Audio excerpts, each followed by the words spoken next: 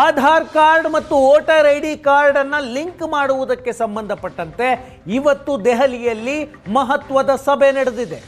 ಮುಖ್ಯ ಚುನಾವಣಾಧಿಕಾರಿಯ ನೇತೃತ್ವದಲ್ಲಿ ನಡೆದಂತಹ ಈ ಸಭೆಯಲ್ಲಿ ಕೇಂದ್ರ ಸರ್ಕಾರದ ಅಧಿಕಾರಿಗಳು ಕೂಡ ಭಾಗಿಯಾಗಿದ್ದಾರೆ. ಚುನಾವಣಾ ಅಕ್ರಮವನ್ನು ತಡೆಯುವ ನಿಟ್ಟಿನಲ್ಲಿ ಚುನಾವಣಾ ಆಯೋಗ ಇದೊಂದು ಮಹತ್ವದ ಸಭೆಯನ್ನ ಮಾಡಿದೆ. ಕೇಂದ್ರ ಸರ್ಕಾರದ ಕಾರ್ಯದರ್ಶಿಗಳು ಮತ್ತು ಆಧಾರ್ ಸಿಇಒ ಜೊತೆ ಈ ಸಭೆ ಮಾಡಲಾಗಿದೆ. 2029ರ ಚುನಾವಣೆ ವೇಳೆಗೆ ಆಧಾರ್ ಮತ್ತು ವೋಟರ್ ಐ ಡಿ ಕಾರ್ಡ್ ಅನ್ನ ಲಿಂಕ್ ಮಾಡುವ ಸಾಧ್ಯತೆಗಳ ಬಗ್ಗೆ ಚರ್ಚೆಯಾಗಿದೆ. ಆಧಾರ್ ಮತ್ತು ವೋಟರ್ ಐ ಡಿ ಕಾರ್ಡ್ ಅನ್ನ ಲಿಂಕ್ ಮಾಡಬೇಕು ಅಂತ ಮುಖ್ಯ ಚುನಾವಣಾ ಆಯುಕ್ತರ ಆಸಕ್ತಿ ಇದೆ. ಹಾಗಾಗಿ ಈ ಪ್ರಕ್ರಿಯೆಗೆ ಚಾಲನೆಯನ್ನ ಕೊಟ್ಟಿದ್ದಾರೆ ಸಭೆಯನ್ನ ಮಾಡುವ ಮೂಲಕ.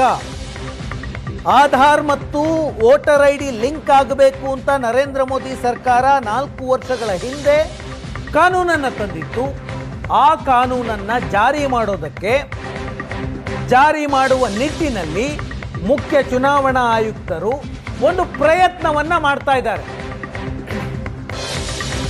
ಆಧಾರ್ ಮತ್ತು ವೋಟರ್ ಐ ಡಿಯನ್ನ ಲಿಂಕ್ ಮಾಡುವ ವಿಷಯದಲ್ಲಿ ವಿಪಕ್ಷಗಳಿಂದ ತೀವ್ರ ವಿರೋಧ ಇದೆ, ಆಕ್ಷೇಪ ಇದೆ, ಇದನ್ನ ಮಾಡಬಾರದು ಅಂತ. ಆದರೆ ಸರ್ಕಾರ ಸಮರ್ಥನೆಯನ್ನ ಮಾಡಿಕೊಳ್ತಾ ಇದೆ. ಚುನಾವಣಾ ಅಕ್ರಮವನ್ನ ತಪ್ಪಿಸಬೇಕು ಅಂದ್ರೆ ಆಧಾರ್ ಮತ್ತು voter I D card link ಆಗಬೇಕು ಅಂತ ಸರ್ಕಾರ ವಾದವನ್ನ ಮಾಡ್ತಾ ಇದೆ. ಇವತ್ತು ದೆಹಲಿಯ ಮುಖ್ಯ ಚುನಾವಣಾ ಆಯೋಗದ ಕಚೇರಿಯಲ್ಲಿ ಸಭೆ ಮಾಡಲಾಗಿದೆ. ಇದರ ಉದ್ದೇಶ ಅಕ್ರಮವನ್ನು ತಡಿಬೇಕು, ಚುನಾವಣಾ ಅಕ್ರಮವನ್ನು ತಡಿಬೇಕು ಅಂತ. ಹಲವು ಬಾರಿ ಚುನಾವಣೆಗಳು ಬಂದಾಗ ಚುನಾವಣಾ ಅಕ್ರಮಗಳು ಬಯಲಿಗೆ ಬಂದಂತಹ ಸಂದರ್ಭದಲ್ಲಿ ಸಾವಿರಾರು ವೋಟರ್ ಐ ಡಿ ಕಾರ್ಡ್ಗಳನ್ನು ಬಹಿರಂಗವಾಗಿ ನಾವೆಲ್ಲರೂ ನೋಡಿದ್ದೀವಿ. ಅಕ್ರಮವನ್ನು ಮಾಡೋದಕ್ಕೆ ನಕಲಿ ಐ ಡಿ ಕಾರ್ಡ್ಗಳನ್ನು ಸೃಷ್ಟಿ ಮಾಡಿರೋದನ್ನು ನಾವೆಲ್ಲರೂ ನೋಡಿದ್ದೀವಿ. ಹಾಗಾಗಿ ಆ ಪ್ರಕ್ರಿಯೆಯನ್ನು, ಆ ಮೋಸವನ್ನು, ಆ ವಂಚನೆಯನ್ನು ತಡಿಬೇಕು, ಅಕ್ರಮವನ್ನು ತಡಿಬೇಕು ಅಂತ ಚುನಾವಣಾ ಆಯೋಗ ಈ ಒಂದು ಪ್ರಯತ್ನವನ್ನು ಮಾಡ್ತಾ ಇದೆ. ಇವತ್ತು ಸಭೆಯನ್ನು ಮಾಡಲಾಯಿತು. ಇದರ ಉದ್ದೇಶ ವೋಟರ್ ಐ ಡಿ ಕಾರ್ಡ್ ಮತ್ತು ಆಧಾರ್ ಕಾರ್ಡನ್ನು ಲಿಂಕ್ ಮಾಡೋದು. ಈಗಾಗಲೇ ಆಧಾರ್ ಕಾರ್ಡ್ ಬೇರೆ ಬೇರೆ ವಿಷಯಗಳಿಗೆ ಈಗಾಗಲೇ ಬೇರೆ ಬೇರೆ ಡಾಕ್ಯುಮೆಂಟ್ಗಳ ಜೊತೆ ಲಿಂಕ್ ಆಗಿದೆ. ಉದಾಹರಣೆಗೆ ಆಧಾರ್ ಮತ್ತು ಬ್ಯಾಂಕ್ ಅಕೌಂಟ್ಗಳ ಲಿಂಕ್ ಆಗಿದೆ, ಆಧಾರ್ ಮತ್ತು ರೇಷನ್ ಕಾರ್ಡ್ ಲಿಂಕ್ ಆಗಿದೆ, ಆಧಾರ್ ಮತ್ತು ಪಾನ್ ಕಾರ್ಡ್ ಲಿಂಕ್ ಆಗಿದೆ. ಸಾಮಾನ್ಯ ಜನರು ಕೂಡ ಪ್ರಶ್ನೆ ಮಾಡ್ತಾ ಇದ್ರು, ಎಲ್ಲವನ್ನೂ ಲಿಂಕ್ ಮಾಡ್ತೀರಿ ನೀವು, ಆಧಾರ್ ಮತ್ತು ವೋಟರ್ ಐ ಡಿಯನ್ನು ಯಾಕೆ ಲಿಂಕ್ ಮಾಡೋದಿಲ್ಲ ಅನ್ನುವ ಪ್ರಶ್ನೆಯನ್ನು ಸಾರ್ವಜನಿಕರು ಕೇಳ್ತಾ ಇದ್ರು. ಹಾಗಾಗಿ ಇವತ್ತಿನ ಈ ಸಭೆ ಚುನಾವಣಾ ಅಕ್ರಮವನ್ನು ತಡೆಯುವ ನಿಟ್ಟಿನಲ್ಲಿ ಒಂದು ಮೊದಲ ಹೆಜ್ಜೆಯನ್ನು ಚುನಾವಣಾ ಆಯೋಗ ಇಟ್ಟಂತೆ ಕಾಣಿಸ್ತಾ ಇದೆ. ನಕಲಿ ವೋಟರ್ ಐ ಡಿ ಕಾರ್ಡ್ಗಳನ್ನು ಬಳಸಿ ಎಲ್ಲಿ ಚುನಾವಣಾ ಅಕ್ರಮಗಳು ನಡೀತಾ ಇತ್ತೋ ಅದಕ್ಕೆ ಬ್ರೇಕ್ ಹಾಕುವಂತಹ ಪ್ಲಾನನ್ನು ಚುನಾವಣಾ ಆಯೋಗ ಮಾಡಿಕೊಂಡಿದೆ. ಇದಕ್ಕಾಗಿ ಎಲ್ಲ ರಾಜಕೀಯ ಪಕ್ಷಗಳಿಂದ ಸಲಹೆ ಪಡೆಯೋದಕ್ಕೂ ಕೂಡ ಆಯೋಗ ಮುಂದಾಗಿದೆ. ಮೊದಲ ಹಂತವಾಗಿ ಇಂದು ಅಧಿಕಾರಿಗಳ ಮಟ್ಟದಲ್ಲಿ ಸಭೆಯನ್ನು ನಡೆಸಲಾಗಿದೆ. ಮುಖ್ಯ ಚುನಾವಣಾ ಆಯುಕ್ತರು ಈ ಸಭೆಯಲ್ಲಿದ್ದರು, ಜೊತೆಗೆ ಗೃಹ ಕಾರ್ಯದರ್ಶಿಗಳಿದ್ದರು, ಕೇಂದ್ರ ಸರ್ಕಾರದ ಗೃಹ ಇಲಾಖೆಯ ಕಾರ್ಯದರ್ಶಿ, ಜೊತೆಗೆ ಶಾಸಕಾಂಗ ಕಾರ್ಯದರ್ಶಿಗಳಿದ್ದರು. ಭಾರತೀಯ ವಿಶಿಷ್ಟ ಗುರುತಿನ ಪ್ರಾಧಿಕಾರದ ಸಿಇಒ ಕೂಡ ಇದ್ದು, ಆಧಾರ್ ಕಾರ್ಡನ್ನು ಹಂಚಿಕೆ ಮಾಡುತ್ತಲ್ಲ ಆ ಪ್ರಾಧಿಕಾರ, ಅದರ ಸಿಇಒ ಕೂಡ ಇದ್ದರು. ಸಾಧ್ಯತೆಗಳ ಬಗ್ಗೆ ಸಭೆಯಲ್ಲಿ ಚರ್ಚೆಯಾಗಿದೆ. ಮಾರ್ಚ್ 31ರವರೆಗೆ ದೇಶದ ಎಲ್ಲ ರಾಜ್ಯಗಳ ಚುನಾವಣಾಧಿಕಾರಿಗಳು ಮತ್ತು ಎಲ್ಲ ಜಿಲ್ಲೆಯ ಚುನಾವಣಾಧಿಕಾರಿಗಳ ಜೊತೆ ಸಭೆಯನ್ನು ಮಾಡಬೇಕು ಅನ್ನುವಂತಹ ಟೈಮ್ ಲೈನನ್ನು ಇಟ್ಕೊಳ್ಳಲಾಗಿದೆ. ಅದರೊಳಗೆ ಚುನಾವಣಾ ಆಯೋಗದ ಎಲ್ಲ ಅಧಿಕಾರಿಗಳ ಜೊತೆ ಸಭೆ ನಡೀಬೇಕು, ದೇಶಾದ್ಯಂತ ಎಲ್ಲ ರಾಜ್ಯಗಳಲ್ಲಿ, ಎಲ್ಲ ಕೇಂದ್ರಾಡಳಿತ ಪ್ರದೇಶಗಳಲ್ಲಿ ಅನ್ನುವಂತಹ ಡೆಡ್ಲೈನನ್ನು ಹಾಕಿಕೊಳ್ಳಲಾಗಿದೆ. ಏಪ್ರಿಲ್ 31ರ ವೇಳೆಗೆ ಈ ದೇಶದಲ್ಲಿರುವಂತಹ ಎಲ್ಲ ಪಕ್ಷಗಳ ಜೊತೆ ಸಭೆ ಮಾಡೋದಕ್ಕೂ ಕೂಡ ನಿರ್ಧಾರವನ್ನು ಮಾಡಲಾಗಿದೆ. ಎಲ್ಲ ಪಕ್ಷಗಳು, ರಾಷ್ಟ್ರ ಮಟ್ಟದಲ್ಲಿರುವಂತಹ ಪಕ್ಷಗಳು, ಕೆಲವು ಪಕ್ಷಗಳು ರಾಷ್ಟ್ರ ಮಟ್ಟದಲ್ಲಿ ಅಸ್ತಿತ್ವ ಇಲ್ಲ, ಅವುಗಳಿಗೆ ರಾಜ್ಯ ಮಟ್ಟದಲ್ಲಿ ಚುನಾವಣಾಧಿಕಾರಿಗಳು ಸಭೆ ಮಾಡಬೇಕು, ಎಲ್ಲರಿಂದ ಒಪಿನಿಯನ್ ಸಂಗ್ರಹ ಮಾಡಬೇಕು, ಅಭಿಪ್ರಾಯ ಸಂಗ್ರಹ ಮಾಡಬೇಕು ಅನ್ನುವ ನಿರ್ಧಾರಕ್ಕೆ ಚುನಾವಣಾ ಆಯೋಗ ಬಂದಿದೆ. ಇವತ್ತು ನಡೆದಂತಹ ಸಭೆಯಲ್ಲಿ ಜ್ಞಾನೇಶ್ ಕುಮಾರ್ ಹೊಸದಾಗಿ ಮುಖ್ಯ ಚುನಾವಣಾ ಆಯುಕ್ತರಾಗಿ ನೇಮಕಗೊಂಡವರು ಅವರು ಭಾಗಿಯಾಗಿದ್ದರು. ಗೃಹ ಕಾರ್ಯದರ್ಶಿ, ಗೃಹ ಇಲಾಖೆಯ ಕಾರ್ಯದರ್ಶಿ ಗೋವಿಂದ್ ಮೋಹನ್ ಇದ್ದರು. ಶಾಸಕಾಂಗ ಇಲಾಖೆಯ ಕಾರ್ಯದರ್ಶಿ ರಾಜೀವ್ ಮಣಿ ಇದ್ದರು.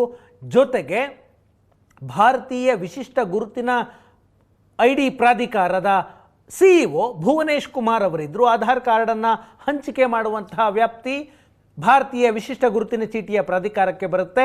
ಈ 4 ಅಧಿಕಾರಿಗಳ ಮಧ್ಯೆ ಸಭೆ ಆಗಿದೆ. ಆಧಾರ್ ಮತ್ತು ವೋಟರ್ ID ಲಿಂಕ್ ಮಾಡುವ ಸಾಧ್ಯತೆಯ ಬಗ್ಗೆ ಚರ್ಚೆಯಾಗಿದೆ. ಒಂದು ಪ್ರಶ್ನೆ ಬರುತ್ತೆ, ಯಾಕೆ ಆಧಾರ್ ಮತ್ತು ವೋಟರ್ ID ಕಾರ್ಡನ್ನು ಲಿಂಕ್ ಮಾಡಬೇಕು ಅಂತ. ಒಬ್ಬ ವ್ಯಕ್ತಿ ಹೆಸರಿನಲ್ಲಿ 2 ಅಥವಾ 2ಕ್ಕಿಂತ ಹೆಚ್ಚಿನ ವೋಟರ್ ID ಕಾರ್ಡ್ಗಳು ಇರುವಂತಹ ಉದಾಹರಣೆಗಳಿದ್ದಾವೆ. ಬೇರೆ ಬೇರೆ ಕ್ಷೇತ್ರಗಳಲ್ಲಿ ಪ್ರತ್ಯೇಕ ಮತದಾರರ ಗುರುತಿನ ಚೀಟಿಗಳಿದೆ. ಉದಾಹರಣೆಗೆ ಗ್ರಾಮಾಂತರ ಪ್ರದೇಶದಲ್ಲಿರುವಂತಹ ವ್ಯಕ್ತಿ ಅವರ ಕ್ಷೇತ್ರದಲ್ಲೊಂದು ವೋಟರ್ ID ಮಾಡಿಸ್ಕೊಂಡಿರ್ತಾನೆ. ಅದೇ ಆತ ಬೆಂಗಳೂರು ಅಥವಾ ಬೇರೆ ಯಾವುದೇ ಮಹಾನಗರಗಳಲ್ಲಿದ್ದರೆ ಅಲ್ಲೊಂದು ವೋಟರ್ ID ಮಾಡಿಸ್ಕೊಂಡಿರ್ತಾನೆ. ಹೀಗಾಗಿ 2 ಮತ್ತು 2ಕ್ಕಿಂತ ಹೆಚ್ಚು ವೋಟರ್ IDಗಳು ಈಗ ಆಲ್ರೆಡಿ ಇದ್ದಾವೆ. ಆ ಸಮಸ್ಯೆಯನ್ನು ಬಗೆಹರಿಸೋದಕ್ಕೆ ಚುನಾವಣಾ ಆಯೋಗದಿಂದ ಆಗಿಲ್ಲ.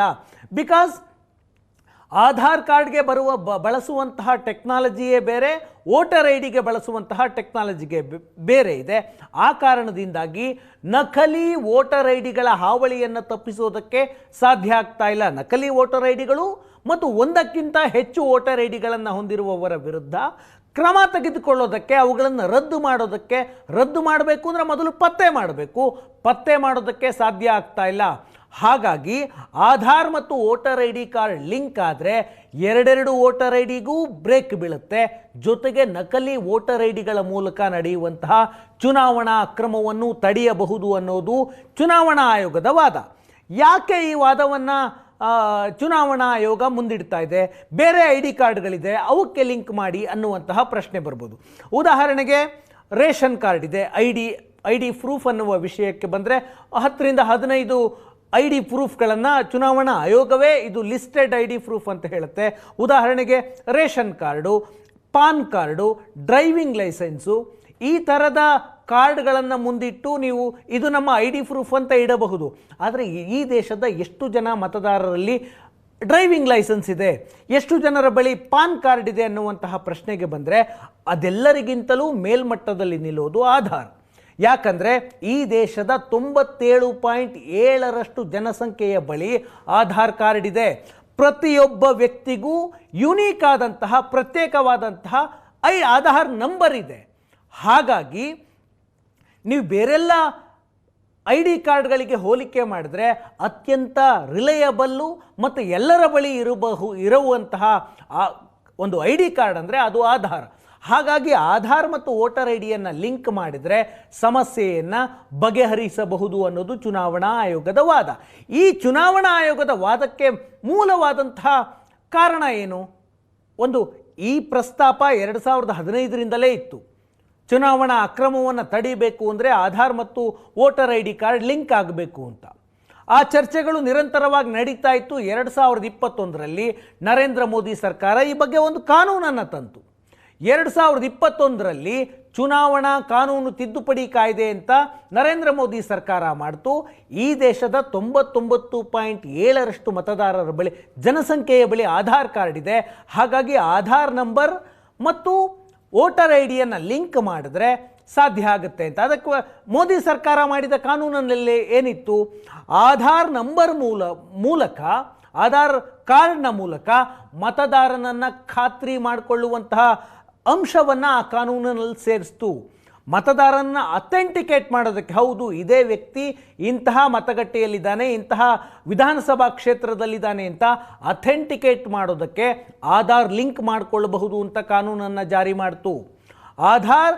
ಆದರೆ ಈ ಕಾನೂನಿನ ಪ್ರಕಾರ ಆಧಾರ್ ಮತ್ತು ವೋಟರ್ ಐಡಿಯನ್ನು ಲಿಂಕ್ ಮಾಡುವುದು ಕಡ್ಡಾಯ ಅಲ್ಲ. ಯಾರೋ ಒಂದಷ್ಟು ಜನ ಅರ್ಜಿ ಹಾಕಿದ್ರು ಈ ಕಾನೂನು ಜಾರಿಗೆ ಬಂದ ಮೇಲೆ, ಪಾಸ್ ಆದ ನಂತರ ಸುಪ್ರೀಂ ಕೋರ್ಟ್ಗೆ. ಆಗ ಚುನಾವಣಾ ಆಯೋಗವೇ ಹೋಗಿ ಒಂದು ಅಫಿಡವಿಟನ್ನು ಸಲ್ಲಿಕೆ ಮಾಡ್ತು ಸುಪ್ರೀಂ ಕೋರ್ಟ್ನಲ್ಲಿ. ಇದೇನು ಕಡ್ಡಾಯ ಅಲ್ಲ, ಕಾನೂನಿನಲ್ಲಿದೆ, ಕಂಪಲ್ಸರಿ ಅಲ್ಲ ಅಂತ ಹೇಳ್ತು. ಸುಪ್ರೀಂ ಕೋರ್ಟ್ ಕೂಡ ಇದೇನು ಕಂಪಲ್ಸರಿ ಮಾಡುವಂತಿಲ್ಲ ಆಧಾರ್ ಮತ್ತು ವೋಟರ್ ಐಡಿಯನ್ನು ಅಂತ ಆದೇಶವನ್ನು 2023ರಲ್ಲಿ ಮಾಡಿದೆ. ಆದರೆ ಈ ಕಾನೂನಿನಲ್ಲಿ ಆಧಾರ್ ಕಾರ್ಡ್ ಇಲ್ಲದಿರುವವರಿಗೆ ಮಾತ್ರ ಲಿಂಕ್ ಮಾಡುವುದಕ್ಕೆ ವಿನಾಯಿತಿ ಇದೆ. ಯಾರು ಲಿಂಕ್ ಮಾಡಬಾರ್ದು ಅಂದರೆ ಯಾರ ಹತ್ರ ಆಧಾರ್ ಇರೋದಿಲ್ಲ ಅವರು ಮಾತ್ರ ಲಿಂಕ್ ಮಾಡದೇ ಇರುವುದಕ್ಕೆ ವಿನಾಯಿತಿ ಇದೆ. ಉದಾಹರಣೆಗೆ ಒಬ್ಬ ವ್ಯಕ್ತಿ ಹೋಗಿ ನನ್ನ ಬಳಿ ಆಧಾರ್ ಇದೆ ಆದರೆ ನಾನು ಲಿಂಕ್ ಮಾಡಲ್ಲ ಅಂತ ಹೇಳಿದ್ರೆ ಅದಕ್ಕೆ ಅವಕಾಶ ಇಲ್ಲ. ಆಧಾರ್ ಇರದೇ ಇದ್ದರೆ ಮಾತ್ರ ನಾನು ಲಿಂಕ್ ಮಾಡೋದಿಲ್ಲ, ನನ್ನ ಹತ್ರ ಆಧಾರ್ ಇಲ್ಲ ಅಂತ ಹೇಳಬಹುದು. ಹಾಗಾಗಿ ಈ ಕಾನೂನಿನ ಪ್ರಕಾರ ಆಧಾರ್ ಇದ್ದವರು ಲಿಂಕ್ ಮಾಡಬೇಕು ಅಂತ. ಈಗ ಹೊಸದಾಗಿ ಯಾರು ಮತದಾರರ ಪಟ್ಟಿಗೆ ಸೇರ್ತಾರೆ, ಈಗ ಬೇರೆ ಕಡೆ ಒಂದು ಊರಿನಿಂದ ಮತ್ತೊಂದು ಊರಿಗೆ ಹೋಗಿ ಅಲ್ಲಿ ಮತದಾರರ ಪಟ್ಟಿಗೆ ತಮ್ಮ ಹೆಸರನ್ನು ಸೇರಿಸಬೇಕು ಅಂದರೆ ಆಧಾರನ್ನು ಕೊಟ್ಟೇ ಹೆಸರನ್ನು ಸೇರಿಸಬೇಕಾಗತ್ತೆ. ಇಲ್ಲವೇ ಹೊಸದಾಗಿ ಮತದಾರರ ಪಟ್ಟಿಗೆ ಸೇರಬೇಕು ಅಂದರೆ ಅವರು ಕೂಡ ಆಧಾರನ್ನು ಕೊಡುವಂತಹ ಅನಿವಾರ್ಯತೆ ಈ ಕಾನೂನಿನಿಂದ ಸೃಷ್ಟಿಯಾಗಿದೆ. ಚುನಾವಣಾ ಆಯೋಗ ಹೇಳುತ್ತೆ ಇದು ಕಡ್ಡಾಯ ಅಲ್ಲ ಅಂತ, ಸುಪ್ರೀಂ ಕೋರ್ಟ್ ಹೇಳುತ್ತೆ ಇದು ಕಡ್ಡಾಯ ಅಲ್ಲ ಅಂತ. ಆದರೆ ಮತದಾರರ ಪಟ್ಟಿಗೆ ಜಾಯಿನ್ ಆಗಬೇಕಾದ್ರೆ ಆಧಾರ್ ಕಾರ್ಡ್ ಇರುವವರು ನಮ್ಮ ಹತ್ರ ಇದೆ, ನಾವು ಲಿಂಕ್ ಮಾಡೋದಿಲ್ಲ ಅಂತ ಹೇಳೋದಕ್ಕೆ ಸಾಧ್ಯ ಇಲ್ಲ. ಆದರೆ ಈಗಾಗಲೇ ಯಾರು ಮತದಾರರ ಪಟ್ಟಿಯಲ್ಲಿ ಇದ್ದಾರೆ ಅವರೇನು ಲಿಂಕ್ ಮಾಡುವಂತಹ ಅವಶ್ಯಕತೆ ಇಲ್ಲ. ಯಾಕಂದರೆ ಅವರದ್ದು ಆಲ್ರೆಡಿ ಪಟ್ಟಿಯಲ್ಲಿ ಹೆಸರುಗಳು ಇರೋದ್ರಿಂದ ಲಿಂಕ್ ಕಡ್ಡಾಯ ಆಗ್ತಾ ಇಲ್ಲ. ಆ ಕಾರಣದಿಂದಾಗಿ ಕೇಂದ್ರ ಸರ್ಕಾರ ಮಾಡಿದ ಕಾನೂನು 100ರಷ್ಟು ಜಾರಿಗೆ ಬಂದಿಲ್ಲ. ಈಗ ಯಾವ ಯಾವ ರಾಜ್ಯದಲ್ಲಿ ಎಷ್ಟು ಆಧಾರ್ ಮತ್ತು voter I D card link ಆಗಿದೆ ಅಂತ ನೋಡಿದ್ರೆ ಹೈಯೆಸ್ಟ್ ತ್ರಿಪುರ ಬರುತ್ತೆ, ಪುಟ್ಟ ರಾಜ್ಯ. 92% ಮತದಾರರು ಆ ರಾಜ್ಯದಲ್ಲಿ ಆಧಾರ್ ಮತ್ತು ವೋಟರ್ ಐ ಡಿಯನ್ನು ಲಿಂಕ್ ಮಾಡಿದ್ದಾರೆ. ಎರಡನೇ ರಾಜ್ಯ ಮಧ್ಯಪ್ರದೇಶ, ದೊಡ್ಡ ರಾಜ್ಯ. 86% ಮತದಾರರು ಮಧ್ಯಪ್ರದೇಶದಲ್ಲಿ ಆಧಾರ್ ಮತ್ತು ವೋಟರ್ ಐ ಡಿಯನ್ನು ಲಿಂಕ್ ಮಾಡಿದ್ದಾರೆ. ಸಿಕ್ಕಿಂ ಮತ್ತೊಂದು ಪುಟ್ಟ ರಾಜ್ಯ 80%. ಕರ್ನಾಟಕ ಈ ಲಿಸ್ಟ್ನಲ್ಲಿ 4ನೇ ಸ್ಥಾನದಲ್ಲಿದೆ. 70% ಮತದಾರರು ಕರ್ನಾಟಕದಲ್ಲಿ ವೋಟರ್ ಐ ಡಿ ಮತ್ತು ಆಧಾರನ್ನು ಲಿಂಕ್ ಮಾಡಿದ್ದಾರೆ.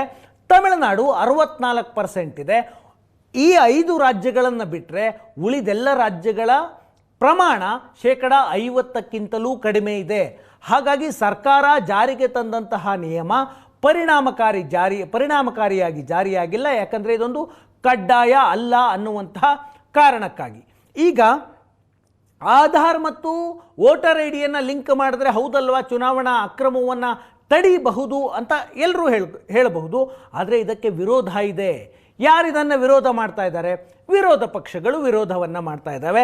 2021ರ ಡಿಸೆಂಬರ್ನಲ್ಲಿ ಈ ಕಾನೂನನ್ನು ಸರ್ಕಾರ ಜಾರಿಗೆ ತಂದಾಗಲೇ ವಿರೋಧವನ್ನು ಮಾಡಲಾಗಿತ್ತು.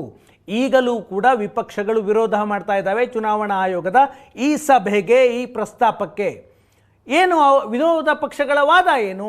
ಇದು ಕೇಂದ್ರದ ಆಡಳಿತದಲ್ಲಿರುವಂತಹ ಸರ್ಕಾರಕ್ಕೆ, ಆ ಪಕ್ಷಕ್ಕೆ ಅನುಕೂಲಕರವಾದಂತಹ ನಿರ್ಣಯ, ಬಿಜೆಪಿಗೆ ವರವಾಗಬಹುದಾದಂತಹ ನಿರ್ಣಯ ಅಂತ ವಿಪಕ್ಷಗಳು ವಿರೋಧವನ್ನು ಮಾಡ್ತಾ ಇದ್ದಾವೆ. ಹಲವು ನಾಗರಿಕರು ಇದೇನಾದರೂ ಜಾರಿಯಾದರೆ, ವೋಟರ್ ಐ ಡಿ ಮತ್ತು ಆಧಾರ್ ಕಾರ್ಡ್ ಲಿಂಕ್ ಆದರೆ ಹಲವು ನಾಗರಿಕರು ಮತದಾನದ ಹಕ್ಕಿನಿಂದ ವಂಚಿತರಾಗಬಹುದು ಅನ್ನೋದು ವಿಪಕ್ಷಗಳ ವಾದ. ರಹಸ್ಯ ಮತದಾನ ಇದೆ, ಸೀಕ್ರೆಟ್ ವೋಟಿಂಗ್ ಇದೆ, ಆ ವಿಷಯದಲ್ಲಿ ರಾಜಿಯಾಗುವಂತಹ ಸಾಧ್ಯತೆ ಇರುತ್ತೆ. ಹೇಗಿರುತ್ತೋ ಗೊತ್ತಿಲ್ಲ, ವಿಪಕ್ಷಗಳ ಆರ್ಗ್ಯುಮೆಂಟ್ ಇದು. ಪ್ರೈವಸಿಗೆ ಧಕ್ಕೆ ಆಗುತ್ತೆ, ಖಾಸಗಿತನದ ಮೂಲಭೂತ ಹಕ್ಕನ್ನು ಉಲ್ಲಂಘನೆ ಮಾಡ್ದಂಗಾಗುತ್ತೆ ವೋಟರ್ ಐ ಡಿ ಮತ್ತು ಆಧಾರ್ ಕಾರ್ಡನ್ನು ಲಿಂಕ್ ಮಾಡಿದರೆ ಅನ್ನೋದು ವಿಪಕ್ಷಗಳ ವಾದ. ಆಡಳಿತ ಪಕ್ಷ ಮತದಾರರ ಡೇಟಾವನ್ನು ಸಂಗ್ರಹಿಸಿಟ್ಕೊಳ್ಳುತ್ತೆ, ಅದರಿಂದ ಅಪಾಯ. ಯಾಕೆಂದರೆ ಮುಂದಿನ ಚುನಾವಣೆಯಲ್ಲಿ ಆ ಪಕ್ಷ ಲಾಭ ಮಾಡಿಕೊಳ್ಳಬಹುದು ಅನ್ನುವ ಆತಂಕವನ್ನು ವಿಪಕ್ಷಗಳು ವ್ಯಕ್ತಪಡಿಸ್ತಾ ಇದ್ದಾವೆ. ಈಗ ಈ ದೇಶದಲ್ಲಿ ನೀವು ಎಲ್ಲಿಗೆ ಹೋಗಿ ಯಾವುದೇ ಡಾಕ್ಯುಮೆಂಟೋ, ಯಾವುದಾದ್ರೂ ಒಂದು ಯೋಜನೆಗೋ, ಯಾವುದೋ ಒಂದು ಕೆಲಸಕ್ಕೆ ಅರ್ಜಿ ಸಲ್ಲಿಸಬೇಕು ಅಂದರೆ ಎಲ್ಲ ಕಡೆಯೂ ಕೂಡ ಆಧಾರ್ ಕಾರ್ಡನ್ನು ಕೇಳ್ತಾರೆ. ಈಗ ಆಧಾರ್ ಕಾರ್ಡ್ ಬ್ಯಾಂಕ್ ಅಕೌಂಟ್ಗಳಿಗೆ ಲಿಂಕ್ ಆಗಿದೆ, ಪೋಸ್ಟ್ ಆಫೀಸ್ ಅಕೌಂಟ್ಗಳಿಗೆ ಲಿಂಕ್ ಆಗಿದೆ. ಆಧಾರ್ ಕಾರ್ಡ್ ಮತ್ತು ಪಾನ್ ಕಾರ್ಡ್ ಕಡ್ಡಾಯವಾಗಿ ಲಿಂಕ್ ಮಾಡಬೇಕು ಅಂತ RBI ಹೇಳ್ತು, ಲಿಂಕ್ ಆಗಿದೆ. ಆಧಾರ್ ಕಾರ್ಡ್ ಮತ್ತು ರೇಷನ್ ಕಾರ್ಡ್ಗಳು ಕಡ್ಡಾಯವಾಗಿ ಲಿಂಕ್ ಮಾಡಿದೆ. ಇದೆಲ್ಲವನ್ನೂ ಮಾಡಿದ್ಯಾರು? ಕೇಂದ್ರ ಸರ್ಕಾರವೂ ಮಾಡಿದೆ, ವಿರೋಧ ಪಕ್ಷಗಳಿರುವಂತಹ ರಾಜ್ಯ ಸರ್ಕಾರಗಳು ಕೂಡ ಮಾಡಿದ್ದಾವೆ. ಈಗ ಕರ್ನಾಟಕದಲ್ಲಿ ಅನ್ನಭಾಗ್ಯದ ಮೂಲಕ ಅಕ್ಕಿಯನ್ನು ಕೊಡಲಾಗುತ್ತೆ. ಆಧಾರ್ ಮತ್ತು ರೇಷನ್ ಕಾರ್ಡ್ ಲಿಂಕ್ ಆಗದೇ ಇದ್ದರೆ ಅಂಥವ್ರಿಗೆ ಅಕ್ಕಿ ಕೊಡ್ತಾರಾ? ಕೊಡೋದಿಲ್ಲ. ಆಧಾರ್ ಮತ್ತು ರೇಷನ್ ಕಾರ್ಡ್ ಲಿಂಕ್ ಆಗಿರಬೇಕು ಅಂತ ಹೇಳುತ್ತೆ. ಈ ಸರ್ಕಾರದ ಯಾವುದೇ ಯೋಜನೆಗೆ ಅರ್ಜಿ ಆಗಬೇಕು ಅಂದರೆ, ಉದಾಹರಣೆಗೆ ಗ್ಯಾರಂಟಿ ಯೋಜನೆಗಳೇ ಅಂತ ಇಟ್ಕೊಳ್ಳೋಣ, ನೀವು ಅರ್ಜಿ ಹಾಕಬೇಕಾದ್ರೆ ಅಲ್ಲೂ ಕೂಡ ನಿಮ್ಮ ಆಧಾರ್ ಕಾರ್ಡ್ ಏನು ಅಂತ ಕೇಳ್ತಾರೆ. ಸರ್ಕಾರದ ಯಾವುದೇ ಒಂದು ಯೋಜನೆಗೆ ಅರ್ಜಿ ಹಾಕಬೇಕು ಅಂದರೆ ವಿತೌಟ್ ಆಧಾರ್ ಕಾರ್ಡ್ ಯಾವ ಯೋಜನೆಯೂ ಕೂಡ ಸ್ಯಾಂಕ್ಷನ್ ಆಗೋದಿಲ್ಲ.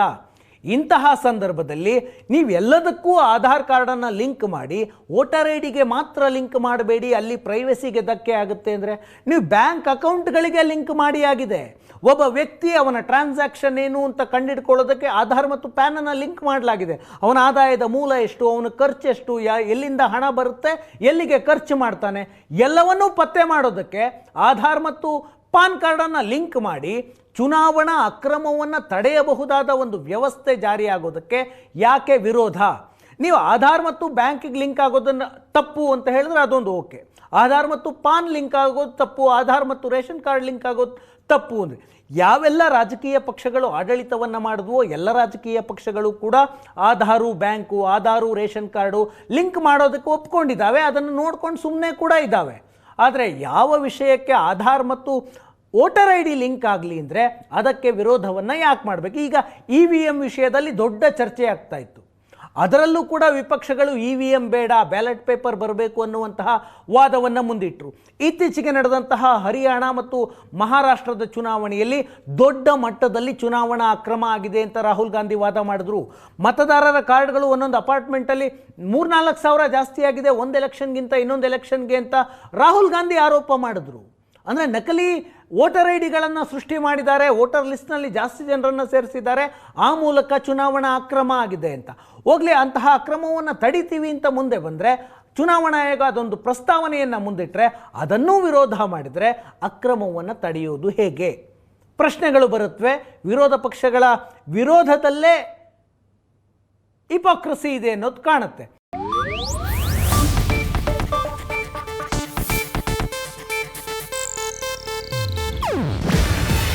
ಇದು ಏಷ್ಯಾನೆಟ್ ನ್ಯೂಸ್ ನೆಟ್ವರ್ಕ್ ಪ್ರಸ್ತುತಿ. ನೀವು ನೋಡ್ತಿದ್ದೀರಾ ಏಷ್ಯಾನೆಟ್ ಸುವರ್ಣ ನ್ಯೂಸ್.